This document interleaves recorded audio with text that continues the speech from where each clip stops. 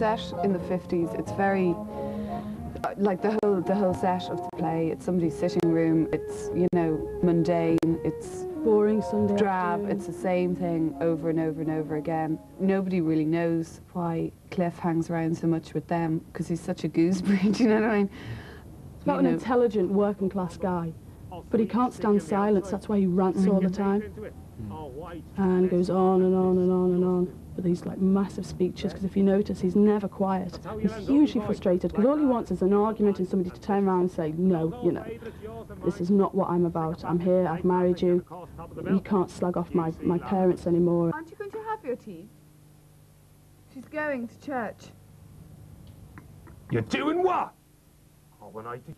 You're letting her win you, aren't you? When I think of what I did, what I endured to get you out. We all know what you did for me.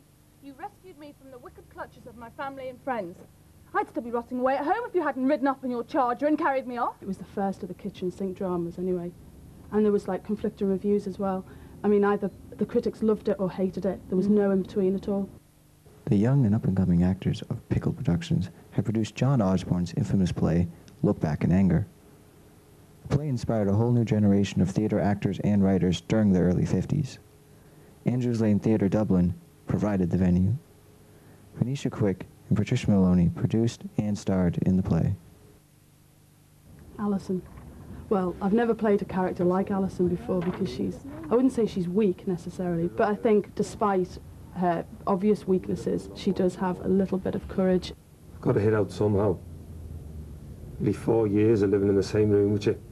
I can't stop myself breaking out in a sweat when I see you do something as simple as leaning over an ironing board. The trouble is you get used to people. And the trivialities become indispensable to you. Indispensable and a little mysterious. I think I must have a lot of old stock somewhere. Nobody wants it.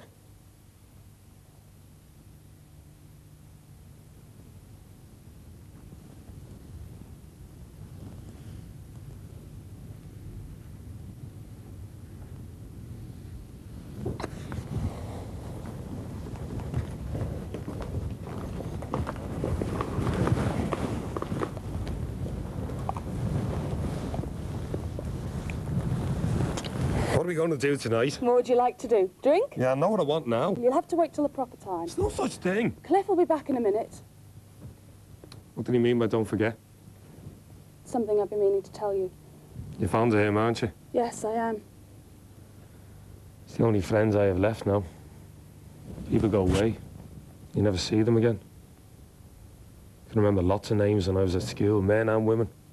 Watson, Roberts, Davies, Madeline, Hugh. Hugh's mum, of course. I'd almost forgotten her. She's been a good friend to us, if you like.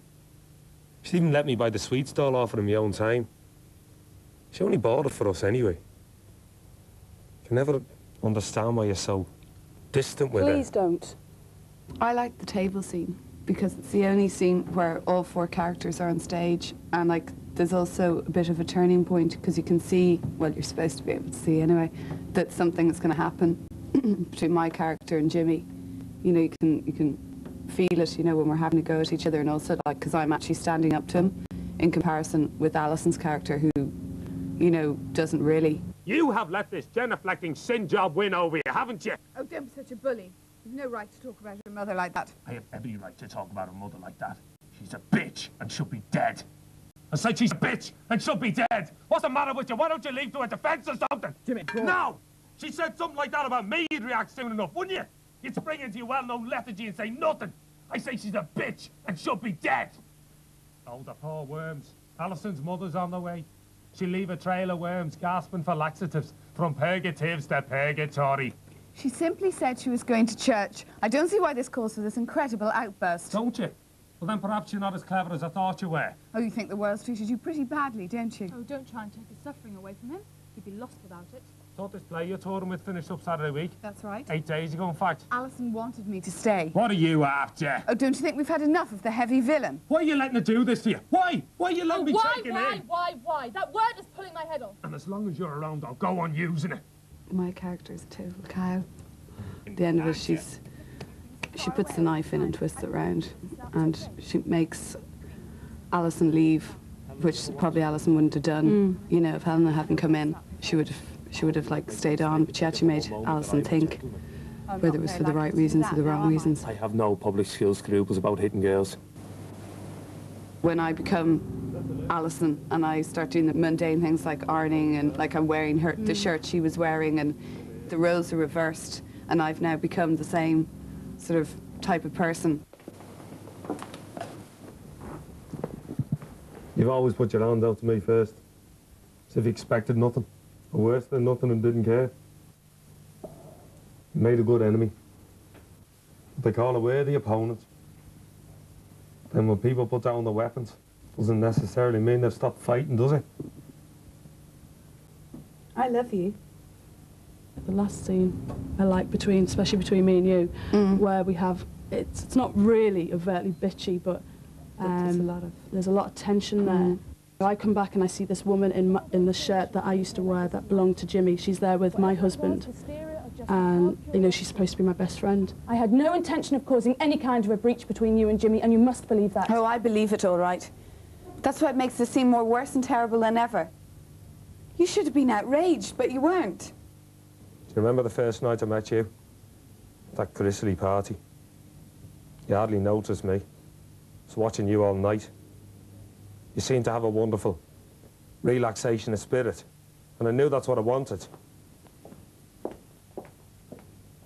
But then we were married, and I realised that it wasn't relaxation at all. Because in order to relax, you first got to sweat your guts out. And as far as you were concerned, you'd never had a bead of sweat anywhere, or a hair out of place. Oh, I might be a lost cause, but I thought that if you loved me, then it needn't matter. It doesn't matter. I was wrong. I was wrong. I don't want to be a saint. I want to be corrupt and futile. Don't you understand? It's gone. Gone, that helpless human being inside my body. I thought it was so safe and so secure in there and nothing could take it from me. It was mine. My responsibility, and nothing could take it from me. All I wanted was to die. I never knew it could be like this. I was in pain, and all I could think of was you and what I'd lost. I thought, if only he could see me now. So ugly, and stupid, and ridiculous. This is what you've wanted from me.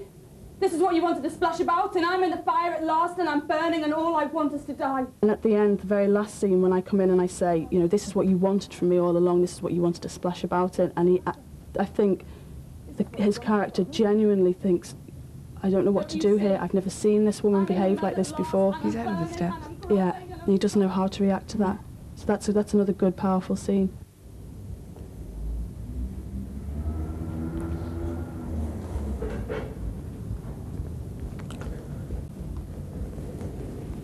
Don't. Please don't.